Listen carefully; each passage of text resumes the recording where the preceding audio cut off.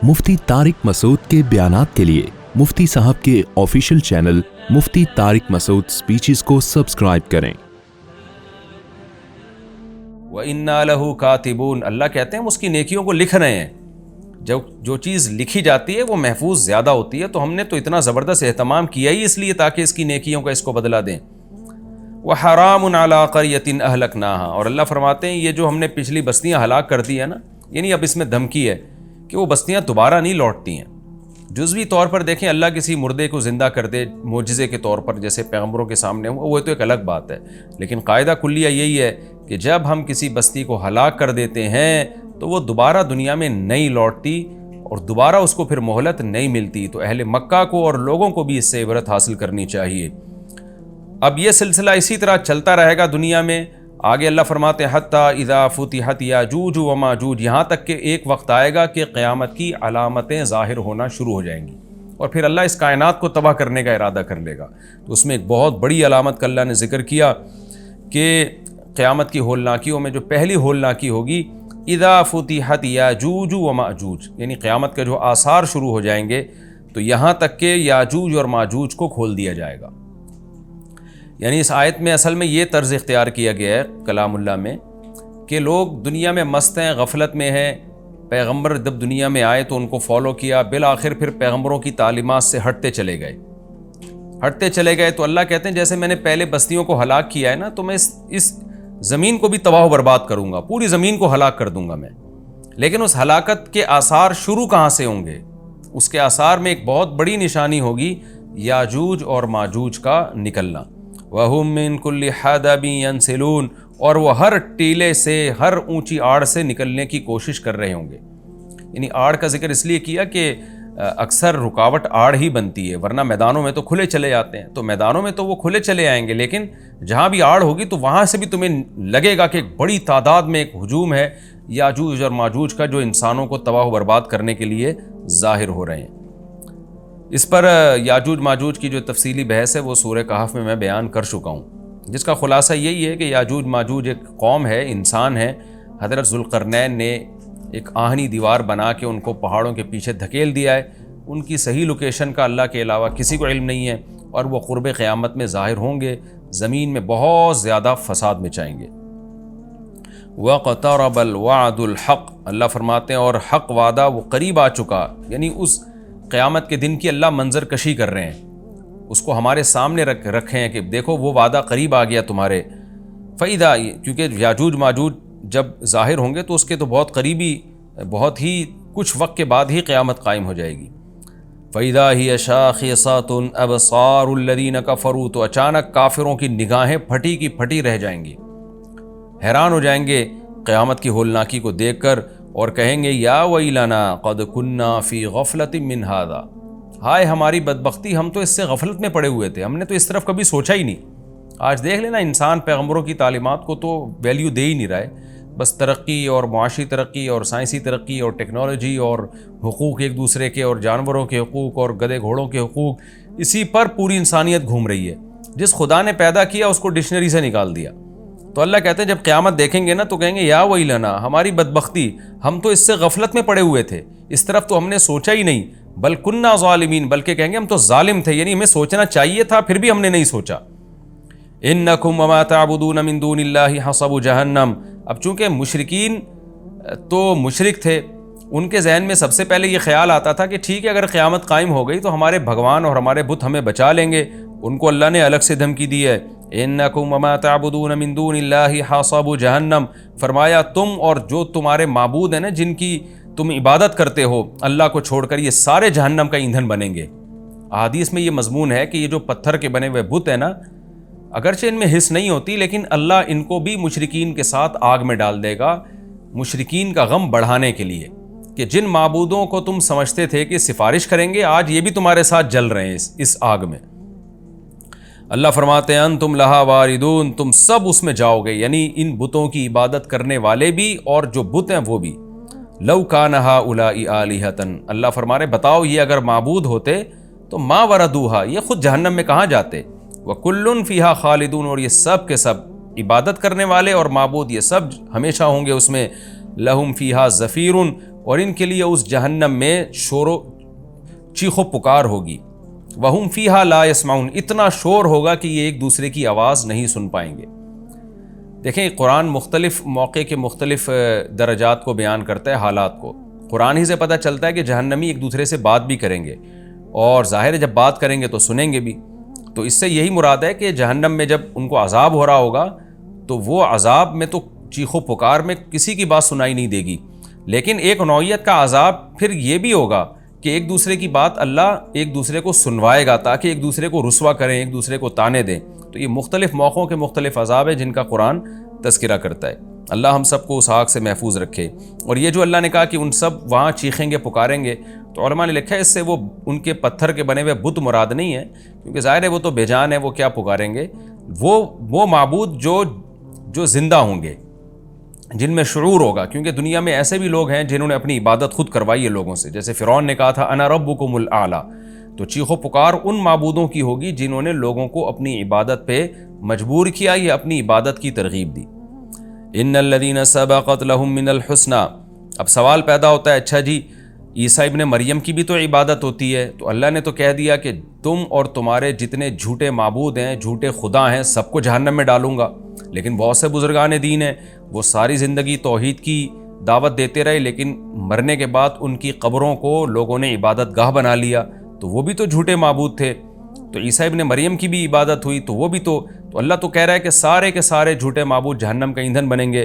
تو آگے اللہ نے فرمایا نا ان الذین سبقت لہم من الحسنی، ہاں وہ لوگ جن کے لیے ہماری طرف سے پہلے ہی ایک اچھا کلمہ لکھا جا چکا ہے، یعنی وہ پہلے ہی سے اچھے لوگ ہیں، ان کے لیے پہلے ہی جنت لکھی جا چکی ہے۔ اولئک عنہا مبعدون، یہ نیک لوگ اس سے دور ہوں گے، کیونکہ انہوں نے خود لوگوں کو اپنی عبادت پہ نہیں لگایا، لوگوں نے ان کے ساتھ زیادتی کی اور ان کو معبود بنا لیا۔ تو جو وہ لوگ جن کے بارے میں اچھی بات پہلے سبقت کر چکی ہے، اللہ فرماتے ہیں ان کو میں جہنم میں نہیں ڈالوں گا۔ لا يسمعون حسیسہا، وہ تو جہنم کی آہٹ بھی نہیں سنیں گے۔ علماء نے لکھا ہے اس سے مراد ہے جنت میں جانے کے بعد، کیونکہ حساب و کتاب میں جہنم کے پل سے ہر ایک کو گزارا جائے گا، اس میں تمام پیغمبر، تمام شہداء، کیونکہ وہ تو سورہ مریم میں اللہ نے بتا دیا وَإِن مِّنكُمْ إِلَّا وَارِدُهَا، تم میں سے ہر شخص جہنم کے پل پہ سے گزرے گا، جس کو پل صراط کہا جاتا ہے۔ لیکن اللہ تعالیٰ جنت میں داخل کرنے کے بعد ان کو جہنم سے دور کر دیں گے، اور جہنم کی آہٹ بھی ان کو سنائی نہیں دے گی۔ وَهُمْ فِي مَا اشْتَهَتْ أَنفُسُهُمْ خَالِدُونَ، اللہ فرماتے ہیں جو چاہے گا ان کا دل، ان نعمتوں میں یہ ہمیشہ ہمیشہ رہیں گے۔ لا يحزنهم الفزع الأكبر، اور بڑی گھبراہٹ بھی ان کو غم میں نہیں ڈالے گی۔ بڑی گھبراہٹ وہ ہوگی جو نفحہ اولا، یعنی جب سور پھونکا جائے گا نا، لوگ قبروں سے نکلیں گے، اس وقت بہت زیادہ خوف کا غلبہ ہوگا لوگوں پہ، اور سب اس خوف میں مبتلا ہوں گے، حساب و کتاب کا جو خوف ہوگا۔ تو اللہ فرماتے ہیں یہ بڑی گھبراہٹ اور بڑی جو ایک نفخہ اولا ہے، یہ بھی ان کو غمزدہ نہیں کرے گی۔ لیکن علماء نے لکھے اس سے بھی یہ مراد ہے کہ مستقل طور پہ غمزدہ کرنا، وقتی خوف تو ہر ایک کو ہوگا، قرآن سے یہ بات ثابت ہے، لیکن اللہ نیک لوگوں سے اس خوف کو جلدی دور کر لیں گے۔ اور جو میدان حشر کا جو خوف ہے، جو حقیقی خوف ہے، جو لمبا خوف ہوگا، وہ صرف نافرمانوں کو ہوگا۔ لیکن قرآن و سنت سے یہ بات ثابت ہے کہ ابتدائی مرحلے میں سارے خوف زدہ ہوں گے۔ وَتَتَلَقَّاهُمُ الْمَلَائِكَةُ، اور فرشتے ان سے ملاقاتیں کریں گے، ملاقاتوں کا مطلب مرحبا کہیں گے ان کو، هَذَا يَوْمُكُمْ، اور ان کو خوشی سے فرشتے مبارکباد دیتے ہوئے کہیں گے یہ ہے تمہارا وہ دن الذی کنتم توعدون، جس کا تم سے وعدہ کیا جاتا تھا۔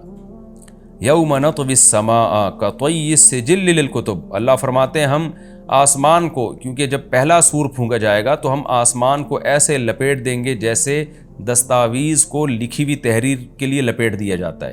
کما بدأنا اول خلق نعید، جس طرح ہم نے اول خلق کی ابتدا کی تھی ہم اسی طرح لوٹا دیں گے۔ یعنی انسان حیران ہو رہا ہے نا کہ یہ اللہ تعالیٰ اتنی بڑی بڑی باتیں کر رہا ہے، میں آسمانوں کو لپیٹ دوں گا، میں یوں کر دوں گا، میں کائنات تباہ کر دوں گا، تو یہ کیسے کرے گا؟ اللہ نے فرمایا جیسے پہلی دفعہ کیا تو دوبارہ بھی کر دوں گا میں، میرے لیے کیا مشکل ہے یہ کام۔ وعدن علینا، اور یہ ہم پر وعدہ ہے۔ یہ کیسے چیلنج کر رہا ہے اللہ تعالیٰ، دیکھیں، یعنی انسان کہہ رہا ہے نہیں کچھ ہوگا، یہ سب ایسی باتیں ہو رہی ہیں، اور اللہ کہہ رہا ہے وعدن علینا، میں کر کے دکھاؤں گا یہ۔ انا کننا فاعلین، پھر اللہ نے تاکید کی ہم یہ کام کر کے چھوڑیں گے، لہذا اللہ کو چیلنجز مت دو، اپنے عمل کو ٹھیک کرنے کی کوشش کرو۔ اور اللہ اب مشرکین کو بھی دھمکی دے رہے ہیں کہ صرف دنیا میں نہیں، صرف آخرت میں نہیں، دنیا میں بھی نیک لوگوں کو میں غلبہ دوں گا۔ وَلَقَدْ كَتَبْنَا فِي الزَّبُورِ، ہم نے زبور میں یہ بات لکھ دی تھی من بعد الذکر، نصیحت کے بعد، کہ ان الارض یرثها عبادی الصالحون، یعنی اللہ نے پہلے نصیحتیں دی، احکام بتائے اور بتا دیا کہ میرے نیک بندے ہی زمین کے وارث ہوں گے۔ زبور کا تذکرہ شاید اس لیے کیا کہ داؤد علیہ السلام کو اللہ نے زبور دی، اسی میں اللہ نے بتا دیا، اور اللہ نے زبور میں یہ وعدہ جو کیا تھا پورا کر کے بھی دکھایا۔ داؤد اور سلیمان علیہ السلام کی خلافت اللہ نے پوری دنیا پہ قائم کر دی، تو اللہ فرماتے ہیں یہ بات ہم نے زبور میں لکھ دی تھی۔ اور یہ حدیث سے بھی مضمون ثابت ہے کہ جیسے مسلمانوں کا نشأۃ اولیٰ ہوا، اللہ نے اسلامی خلافت کو دنیا میں قائم کیا، تو حضرت عیسیٰ ابن مریم کے دور میں اللہ دوبارہ کفر پہ اسلام کو غلبہ عطا فرمائے گا، اور یہ زمین کے وارث پھر اہل اسلام ہی بنیں گے۔ اور اگر ہم زمین سے مراد جنت کی زمین مراد لیتے ہیں پھر تو بالکل واضح بات ہے۔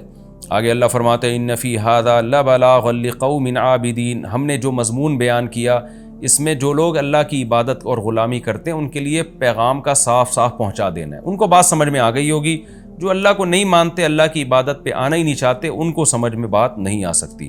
وما ارسلناک الا رحمۃ للعالمین، اور اے نبی ہم نے آپ کو تمام جہان والوں کے لیے رحمت بنا کے بھیجا ہے۔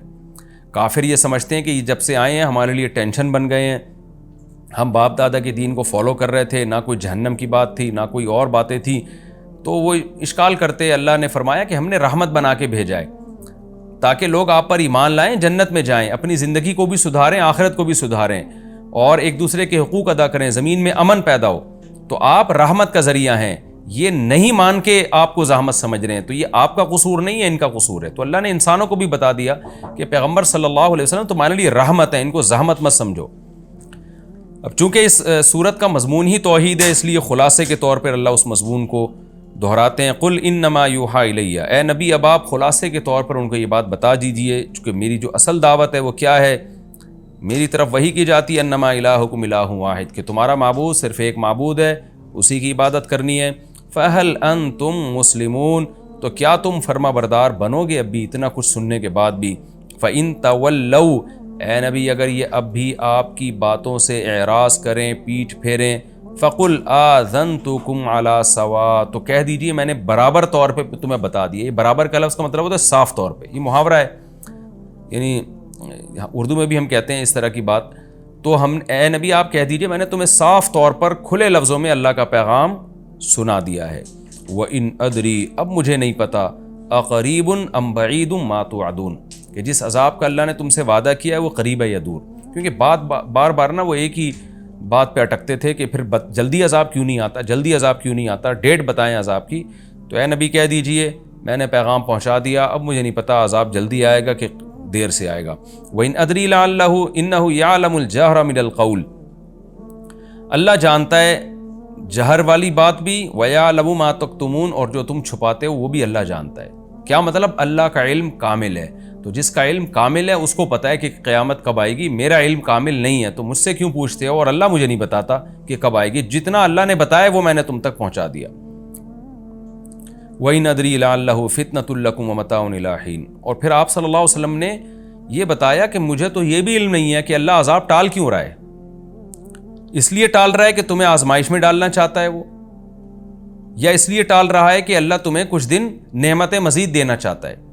یعنی آزمائش تو یہ ہے کہ عذاب ٹلے گا تو تمہاری آزمائش ہوگی، تمہیں غور و فکر کا موقع ملے گا، کچھ لوگ ایمان لائیں گے، کچھ نہیں لے کر آئیں گے، عذاب فوراً آ گیا تو سارے ہی جہنم میں چلے جاؤ گے، تو یہ تم پر رحمت بھی ہو سکتی ہے اللہ کی طرف سے کہ مہلت دے رہا ہے، بہت سے ایمان لے آئیں گے، اور یہ بھی ہو سکتا ہے کہ اللہ تمہیں آخرت میں پکڑے گا اور دنیا میں کچھ نعمتیں دینا چاہ رہا ہے۔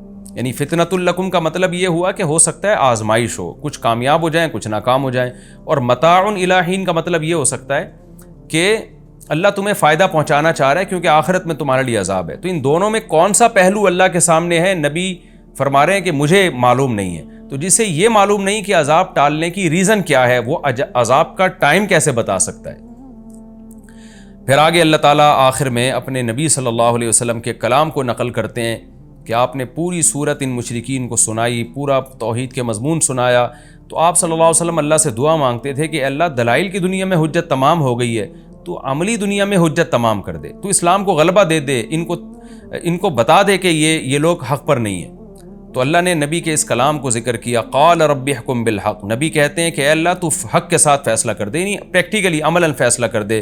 اور نبی یہ دعائیں بھی مانگتے ہیں، وَرَبُّنَا الرحمن، ہمارا رب رحمان ہے، رحم کرنے والا ہے، المستعان، اسی سے مدد طلب کی جاتی ہے، علی ما تصفون، ان باتوں پر جو تم لوگ کرتے ہو، یعنی تم جو اعتراضات کر کے مجھے تکلیف پہنچا رہے ہو تو میں مدد اللہ ہی سے طلب کرتا ہوں۔ تو یہ تسلی کے دو جملے ہیں جو اللہ کی طرف سے، کہ باقی اللہ نے عملی فیصلہ کیا، پھر بدر میں کیا، احد میں کیا، اور پھر خندق میں کیا، فتح مکہ میں کیا، لیکن نبی صلی اللہ علیہ وسلم شروع سے ہی یہ دعائیں مانگتے آ رہے تھے۔ اس میں ہمیں بھی ترغیب ہے کہ جب ہم دعوت کا کام کریں تو اللہ سے یہ دعائیں مانگا کریں کہ اللہ تو حق کا فیصلہ کر اور تجھی سے ہم مدد طلب کریں گے۔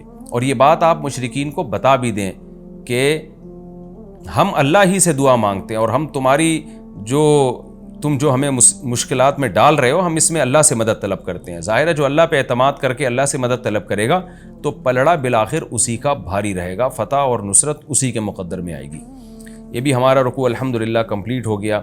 اس رکوع میں بھی اللہ نے بہت اہم مضامین کو بیان کیا۔ ایک تو یہ کہ نیک اعمال پہ ایمان کے ساتھ نیک اعمال قابل قبول ہیں، بستیوں کو اللہ ہلاک کر دیتے ہیں، دوبارہ زندہ نہیں کرتے اللہ ان بستیوں کو، اور نام و نشان مٹ جاتا ہے ان بستیوں کا۔ اور قیامت کی ہولناکیوں کا اللہ نے تذکرہ کیا کہ پہلی علامت یاجوج ماجوج کا ظاہر ہونا ہوگا، وہ خود سائنس کے لیے ایک چیلنج ہوگی، بہت بڑا چیلنج ہوگی۔ اور پھر آہستہ آہستہ قیامت کی علامتیں آئیں گی تو اہل کفر کی آنکھیں حیرت سے پھٹی کی پھٹی رہ جائیں گی، اور وہ کہیں گے ہمیں تو اس کی توقع ہی نہیں تھی۔ پھر اللہ ان مشرکین اور ان کے معبودوں کو اٹھا کے ان کے ساتھ جہنم کا ایندھن بنائے گا، اور ان معبودوں کو بچا لے گا جن کو ان کی مرضی کے بغیر معبود بنایا گیا، یعنی عیسیٰ ابن مریم اور جو بزرگان دین قبروں میں لوگ ان کی قبروں کی عبادت شروع کر دیتے ہیں، ان کے بارے میں اللہ نے فرمایا کہ وہ جہنم کی آہٹ بھی نہ سنیں گے۔ اور پھر اللہ تعالیٰ نے بتایا کہ ہم نے زبور میں یہ بات لکھی ہوئی ہے کہ نیک لوگ ہی میری زمین کے وارث بنیں گے، لہذا کفر اس خوش فہمی میں نہ رہے کہ ہم اسلام پہ غالب آ جائیں گے، بالآخر اللہ اہل اسلام کو غلبہ دے گا۔ اور اس میں ایک اہم ترین آیت یہ بھی ہے کہ اللہ نے پیغمبر صلی اللہ علیہ وسلم کو رحمت للعالمین بنایا ہے۔ کاش یہ بات آج کافر کی سمجھ میں آ جائے کہ اسلام آپ کے لیے رحمت ہے، عذاب نہیں ہے۔ لوگ اکثر یوٹیوب پہ میں نے دیکھا کمنٹس کر رہے ہوتے ہیں غیر مسلم کہ ہم اسلام سے بچے ہوئے ہیں، عیش کی زندگی میں ہیں۔ بھائی آپ اسلام میں آؤ گے تو آپ کو خوشیوں والی زندگی ملے گی، کیونکہ اللہ نے محمد صلی اللہ علیہ وسلم کو جہان والوں کے لیے عذاب نہیں بنایا بلکہ جہان والوں کے لیے رحمت بنایا ہے۔ اور آخر میں برات ہے کہ پھر بھی نہیں مانتے تو اے نبی آپ ان سے کہہ دیجئے کہ میں نے پیغام بھی پہنچا دیا ہے اور میں دعا بھی اللہ سے مانگتا ہوں، اور میں یہ تو بتا سکتا ہوں عذاب آئے گا، عذاب کا ٹائم میں نہیں بتا سکتا۔